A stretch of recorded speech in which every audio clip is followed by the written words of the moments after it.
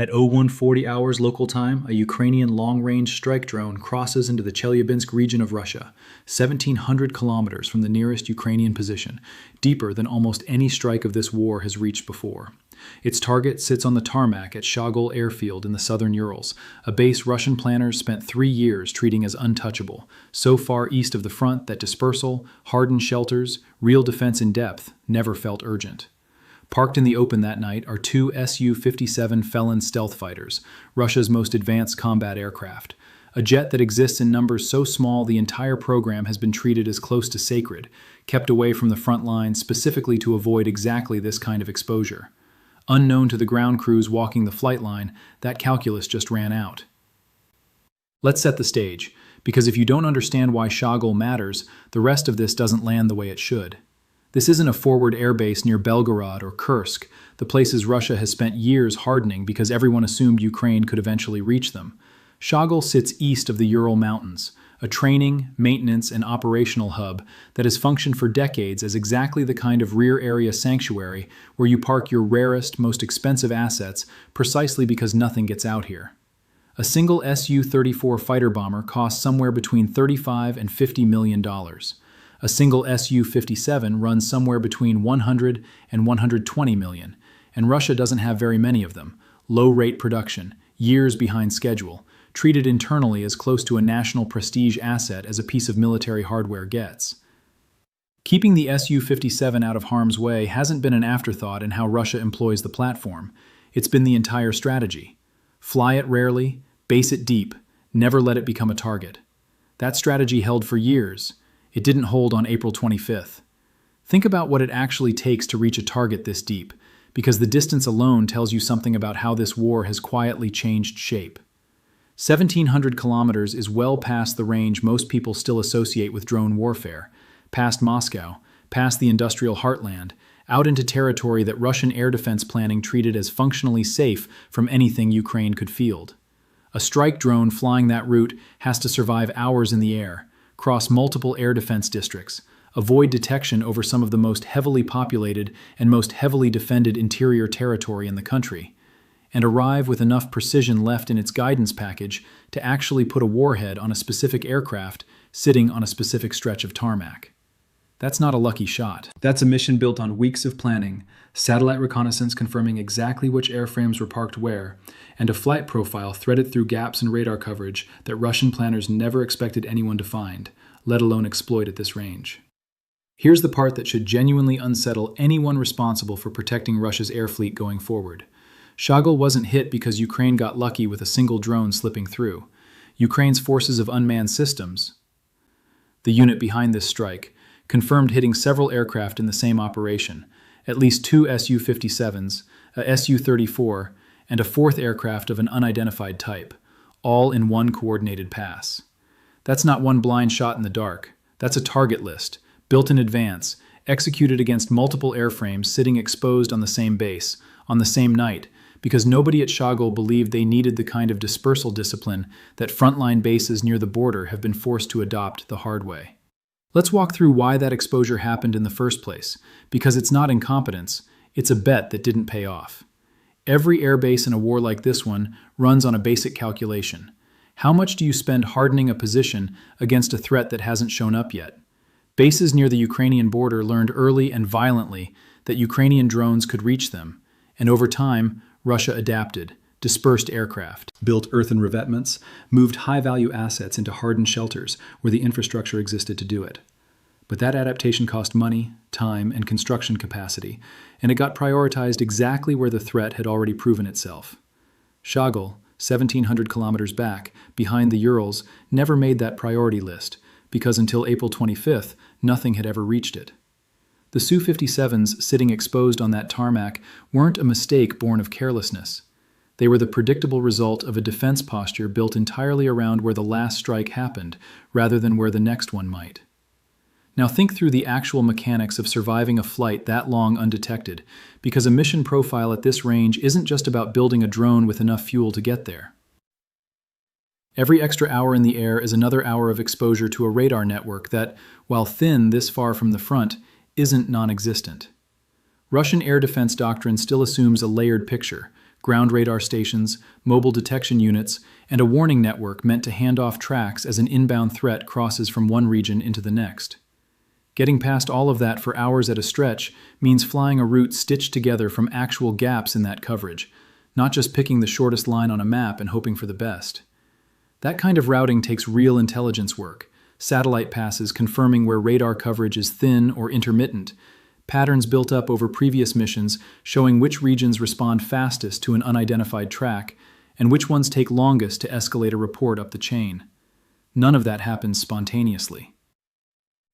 It's the product of a targeting and mission planning cycle that's been maturing for years, getting quietly better at exactly this kind of deep penetration with every strike that succeeds and every one that gets caught and shot down along the way, because even the failures feed back into where the gaps in Russian coverage actually sit.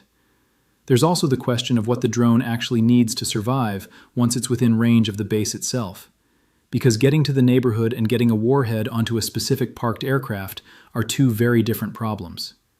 A base like Shagol still has short-range point defenses, even if the layered belt further out is thin, anti-aircraft guns, possibly short-range missile systems, and alert personnel who, once a threat is actually detected close in, can and do respond.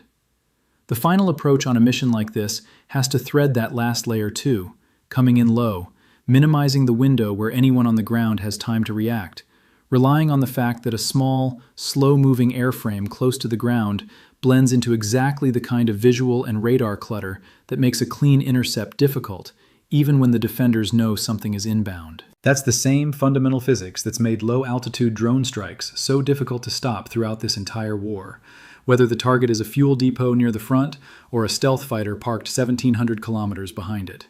Now let's talk about what actually flies a mission like this, because the aircraft themselves tell you as much about this strike as the target does. Ukraine's long-range strike drones built for missions at this range are optimized around one overriding constraint: distance, which means low radar cross-section construction, composite airframes that return minimal radar energy, satellite and inertial navigation carrying the airframe the entire way without a human pilot steering it in real time once it locks onto its final course, and a flight profile flown low enough and quiet enough electronically to avoid tripping every air defense node along a 1,700-kilometer route. None of that is exotic in the sense of being some breakthrough nobody's seen before. What's remarkable is that it's been engineered specifically to be produced at scale, cheap enough that losing several on a single mission to interception, mechanical failure, or navigation error doesn't meaningfully change the economics of trying again next month with a different target. And that's really the heart of why this strike matters more than the immediate damage to two aircraft. This wasn't a one-off demonstration built around getting lucky once. It's proof of a repeatable capability, the kind that fundamentally changes how Russian planners have to think about basing their most valuable assets going forward. Before April 25th, 1,700 kilometers from the border was, by any reasonable planning assumption, safe. After April 25th, it isn't, and there is no way to unteach that lesson.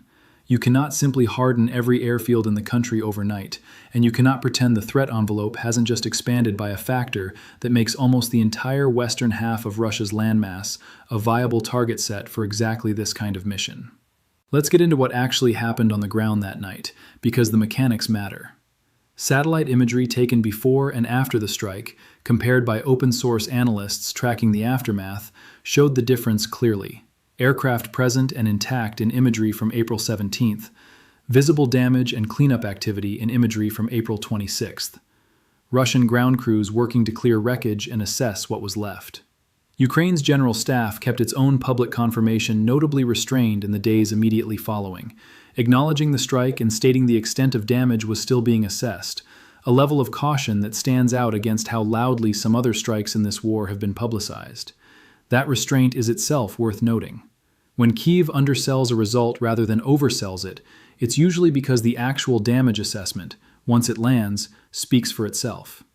Consider the aircraft involved specifically, because the Su-57 is not just another jet in Russia's inventory. It's the flagship of an entire modernization program that's been running behind schedule for the better part of 2 decades. Production numbers have always been small, delayed by sanctions on components, by manufacturing bottlenecks, by the sheer complexity of building a genuine fifth-generation stealth airframe from a defense industrial base that's been under sustained international pressure for years. Every Su-57 that exists represents an enormous, largely irreplaceable investment, and every one that gets damaged or destroyed doesn't get quietly replaced from some deep reserve stockpile the way a mass-produced platform might. The math here is brutal and simple. Russia builds these jets in the low single digits per year, a production rate that hasn't meaningfully accelerated despite years of promises that output would ramp up once the domestic supply chain matured. Losing even one meaningfully dents the operational fleet, and losing two in a single strike on a base nobody thought needed serious protection is the kind of loss that gets discussed in planning rooms in Moscow for a long time after the wreckage gets cleared, not just because of the dollar figure attached to the airframe, but because of how many years of manufacturing capacity it actually takes to quietly make that loss disappear from the official inventory count. Here's a question worth sitting with for a second. If you were the officer responsible for base security at Shagol, what would you have actually done differently, knowing what you knew before April 25th? Hardened shelters for aircraft that had never been under credible threat at that range, spending resources that every other more exposed base was screaming for. Or trust the 1,700 kilometers of distance the way every planner before you had trusted it. There's no obviously correct call in hindsight that wasn't also obviously correct in foresight, and that's exactly the trap a strike like this is built to exploit. Drop your read on that in the comments because I genuinely think reasonable people land in different places on it. Let's talk about what this actually does to Russian air defense planning going forward, because the ripple effects reach well past two damaged jets. Every base commander overseeing valuable Russian aircraft anywhere west of the strike depth demonstrated on April 25th now has to reassess whether their own position is genuinely safe, which means resources that were previously allocated based on proximity to the front line now have to get reconsidered based on a threat radius that just expanded dramatically. That's not free.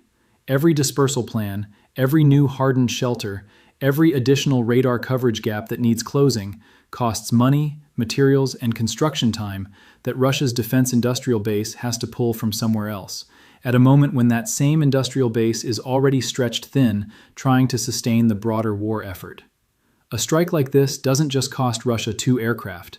It costs Russia the assumption that distance alone is a defense, and once that assumption is gone, the bill for replacing it with actual hardened infrastructure lands on every base in the country, not just the one that got hit. And that bill compounds in a way that's easy to underestimate from the outside. Chelyabinsk isn't just home to Shagol airfield. The broader region is one of Russia's significant defense industrial centers, hosting major metallurgical facilities and armored vehicle production tied directly into the war effort.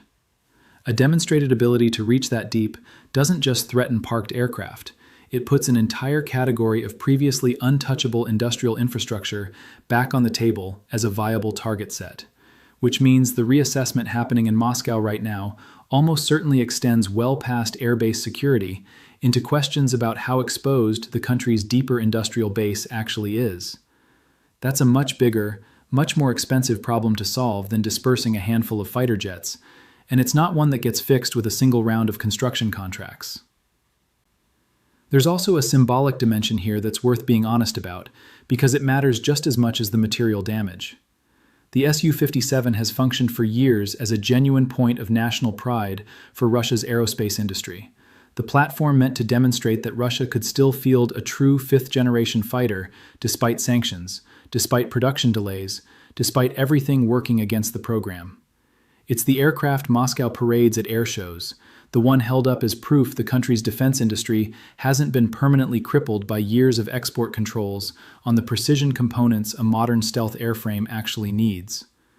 Watching that exact aircraft get hit, on a base deep enough inside the country that it was never supposed to be reachable, is a different kind of blow than losing another Su-34 or Su-30 on a frontline airfield everyone already assumed was exposed. This is the platform Russia has been most careful to protect, precisely because it has the least room to absorb losses, and it just got hit anyway, 1,700 kilometers from anywhere Ukraine is supposed to be able to reach. It's also worth remembering this wasn't the very first time the Su-57 specifically had been targeted. Russia had already acknowledged Ukrainian drones striking two Su-57s at a base in the Astrakhan region back in 2024, a strike that at the time got treated as something close to a fluke, an unusually lucky hit against an unusually exposed pair of jets. The Shagol strike breaks that framing completely. This wasn't a one-time fluke repeating itself by coincidence. It was the same category of vulnerability showing up again, at a base 3 times farther from the border, against multiple airframes in a single coordinated operation. Once is an anomaly, twice at a dramatically greater range. With more aircraft hit in one pass is a pattern, and patterns are exactly what force institutional change inside a defense ministry that would otherwise prefer to treat each incident as an isolated embarrassment rather than evidence of a systemic gap. So where does this leave things going forward? If this strike holds up as a genuine new baseline rather than a one-time outlier, expect exactly the kind of adaptation Russia has been forced into at every previous stage of this drone war. Dispersal orders for high-value aircraft, moving them further from any single vulnerable concentration.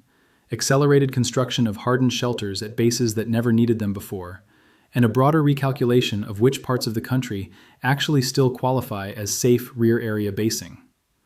None of that happens for free, and none of it happens instantly, which means there's likely a window right now, weeks or months, where more of Russia's most valuable aircraft remain sitting in exactly the kind of exposed positions that just proved catastrophically vulnerable. Whether Ukraine's unmanned systems forces have the follow-on target list and the production capacity to exploit that window again before Russia closes it is probably the single most consequential open question hanging over the next phase of this air campaign. What do you think happens next? Does Russia manage to disperse and harden its most valuable aircraft fast enough to prevent a repeat of this exact scenario? Or does the sheer number of bases that would need upgrading make that practically impossible on any reasonable timeline? Let me know your take in the comments, because I think there are genuinely strong arguments on both sides of that question. If this breakdown helped you understand why a strike on 2 jets sitting on a tarmac in the Urals actually matters this much, drop a like on your way out. It genuinely helps push coverage like this in front of more people trying to understand what's actually happening in this war, instead of just skimming past another headline. And if you're new here, go ahead and subscribe, because the range of these strikes keeps expanding, and there's a real chance we're covering an even deeper one before too long.